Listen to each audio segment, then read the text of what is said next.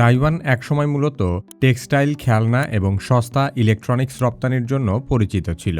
সেই দেশটি শুধুমাত্র একটি কোম্পানির কারণে বিশ্ব প্রযুক্তি শিল্পের কেন্দ্রবিন্দু হয়ে উঠেছে। আর সেই কোম্পানির নাম হল তাইওয়ান সেমিকন্ডাক্টর ম্যানুফ্যাকচারিং কোম্পানি, যার সংক্ষেপে TSMC নামে অধিক পরিচিত। এই কোম্পানি তাদের অভিনব ব্যবসায়িক কৌশলের কারণে বিশ্ব প্রযুক্তি শিল্পের মেরুদণ্ডে পরিণত হয়েছে। আপনি এই মুহূর্তে যে ডিভাইস দিয়ে এই ভিডিওটি দেখছেন, তার পেছনেও কোনো না কোনোভাবে TSMCর অবদান আছে। তাইওয়ানের TSMC আসলে কি করে এবং কিভাবে তারা বিশ্ব প্রযুক্তি শিল্পের চালিকা শক্তিতে পরিণত হলো, সে সম্পর্কে আলোচনা করা হবে কি কেন কিভাবে এই পর্বে।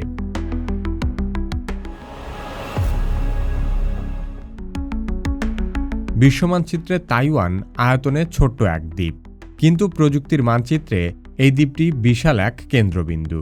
তাইওয়ানের এই রূপান্তরের পেছনে রয়েছে একজন দূরদর্শী মানুষ, যার নাম মরিস চ্যাং। মরিস চ্যাং ছিলেন যুক্তরাষ্ট্রের সেমিকন্ডাক্টর শিল্পে কাজ করা দীর্ঘ অভিজ্ঞতা সম্পন্ন এক কর্মকর্তা।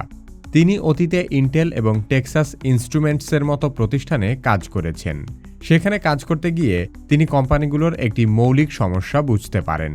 মরিস লক্ষ্য করেন যে একই কোম্পানি যদি চিপ ডিজাইন করে আবার নিজেই সেই চিপ তৈরি করতে যায়, তাহলে খরচ বাড়ে, ঝুঁকি বাড়ে, সেই সাথে উদ্ভাবনের গতিও কমে যায়।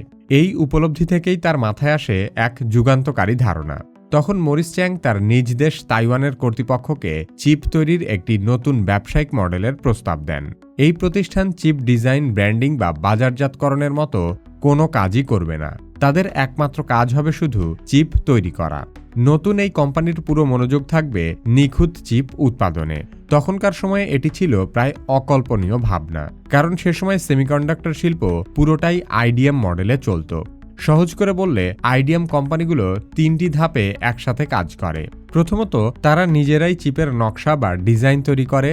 দ্বিতীয়ত, সেই ডিজাইন অনুযায়ী তারা নিজেদের কারখানায় চিপ উৎপাদন করে। এবং তৃতীয়ত, তৈরি হওয়া চিপ নিজেরাই বাজারজাত করে বা নিজেদের পণ্যে ব্যবহার করে। এই মডেলের সবচেয়ে বড় সুবিধা ছিল ডিজাইন ও উৎপাদন একসাথে থাকায় গোপন প্রযুক্তি সুরক্ষিত থাকত। তবে এর সবচেয়ে বড় অসুবিধা ছিল খরচ এবং ঝুঁকি। একটি আধুনিক সেমিকন্ডাক্টর ফ্যাক্টরি তৈরি করতে কয়েক হাজার কোটি টাকা বিনিয়োগ করতে হয়, আর সেই সাথে প্রতিনিয়ত প্রযুক্তি পুরনো হয়ে যাওয়ারও ঝুঁকি থাকে। একসময় প্রায় সব বড় চিপ কোম্পানি IDM মডেলে কাজ করত। বর্তমান সময়েও ইন্টেলের মতো বৃহৎ প্রযুক্তি প্রতিষ্ঠান এই মডেলেই কাজ করে। তবে সময়ের সঙ্গে সঙ্গে দেখা যায় যে সব কোম্পানির পক্ষেই একই সাথে ডিজাইন এবং উৎপাদনের সেরা অবস্থান ধরে রাখাটা সম্ভব হয় না। আর এই সমস্যার সমাধান করতেই TSMCর মতো প্রতিষ্ঠানের উত্থান ঘটে। মরিস চ্যাংয়ের প্রস্তাবের প্রেক্ষিতে তাইওয়ান সরকার সেমিকন্ডাক্টর শিল্পে বিনিয়োগের ঝুঁকি নেয়। সরকারি আর্থিক সহায়তা এবং নীতিগত সমর্থনের মাধ্যমে 1987 সালে TSMC যাত্রা শুরু করে। TSMC সেমিকন্ডাক্টর শিল্পে IDM এর বিপরীতে যে মডেল বাজারে নিয়ে আসে, তাকে বলা হয় পিওর প্লে ফাউন্ড্রি। এই মডেল ধীরে ধীরে পুরো প্রযুক্তি শিল্পের নিয়মই বদলে দেয়। তখন হাজারো স্টার্টআপ ও বড় প্রযুক্তি কোম্পানিগুলো বুঝতে পারে তাদের আর নিজেদের কারখানা বানানোর দরকার নেই। তারা প্রযুক্তিপণ্যের সফটওয়্যার আর ডিজাইনে মনোযোগ দিয়ে পণ্য উৎপাদনের জটিল ও ব্যয়বহুল দায়িত্ব তুলে দিতে পারে TSMCর হাতে। শুধুমাত্র এই ব্যবস্থার সুবিধা নিয়েই অ্যাপল, AMD, এনভিডিয়া কিংবা কোয়ালকমের মতো প্রতিষ্ঠানগুলো রাতারাতি প্রযুক্তি বিশ্বের শীর্ষে উঠে আসে। TSMCর ফাউন্ড্রি মডেলের প্রভাবে বিশ্বজুড়ে উদ্ভাবনের গতি কয়েক গুণ বেড়ে যায়, কারণ তারপর থেকে কোনো ছোট কোম্পানিও অত্যাধুনিক চিপ বানানোর সুযোগ পায়। এই একটিমাত্র ব্যবসায়িক মডেলের কারণে তাইওয়ান দ্বীপটি শুধুমাত্র সমগ্র বিশ্বের সেমিকন্ডাক্টর কারখানা হিসেবেই নয়, বরং বৈশ্বিক প্রযুক্তি নিরাপত্তার অপরিহার্য অংশে পরিণত হয়। বর্তমান সময়ে স্মার্টফোন থেকে শুরু করে AI, ড্রোন থেকে শুরু করে স্বয়ংক্রিয় গাড়ি, সবখানেই তাইওয়ানের অবদান রয়েছে। TSMCর মাধ্যমে তাইওয়ানের উত্থানের এই গল্প শুনতে যতটা সহজ মনে হচ্ছে, বাস্তবে এই কাজটা করা ততটাই কঠিন ছিল। আধুনিক প্রযুক্তির জগতে একটি নিয়ম হল, চিপ যত ছোট, ক্ষমতা তত বেশি। ট্রানজিস্টরের আকার ছোট হলে একই জায়গায় বেশি ট্রানজিস্টর বসানো যায়।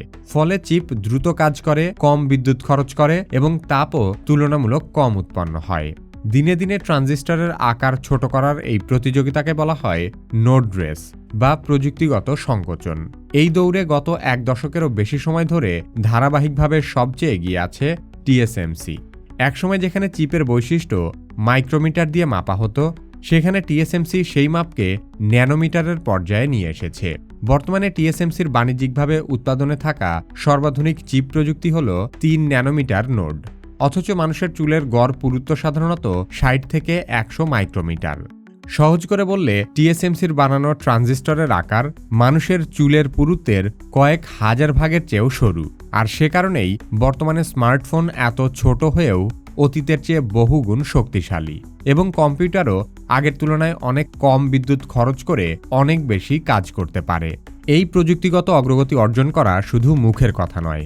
যেখানে এসব সূক্ষ্ম যন্ত্রপাতি তৈরি করা হয় তাকে বলা হয় সেমিকন্ডাক্টর ফ্যাব।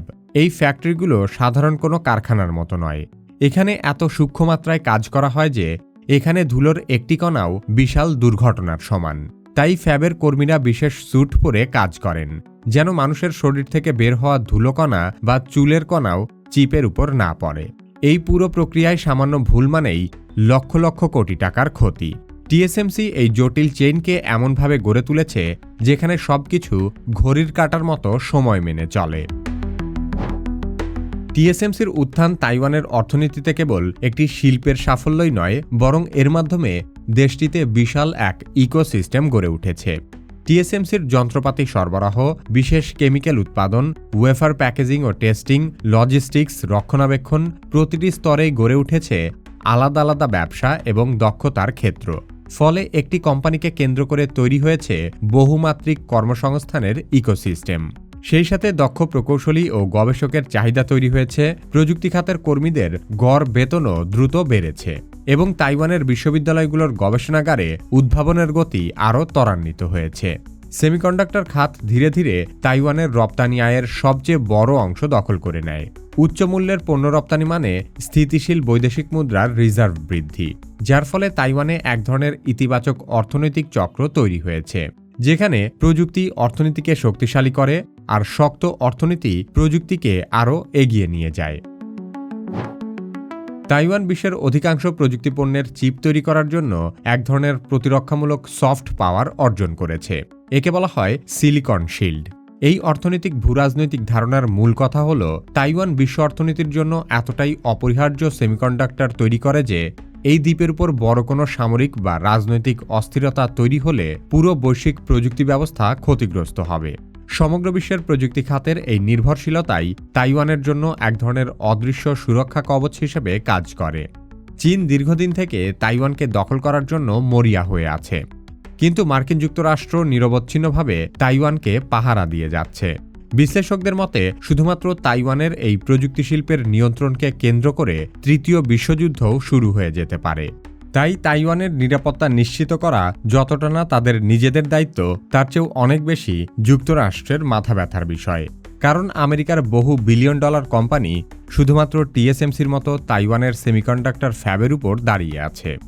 এই ঝুঁকি এড়ানোর জন্য যুক্তরাষ্ট্র এবং ইউরোপ নিজেদের দেশে সেমিকন্ডাক্টর ফ্যাব গড়ে তোলার চেষ্টা করছে, তবে এখনও তারা সফল হতে পারেনি।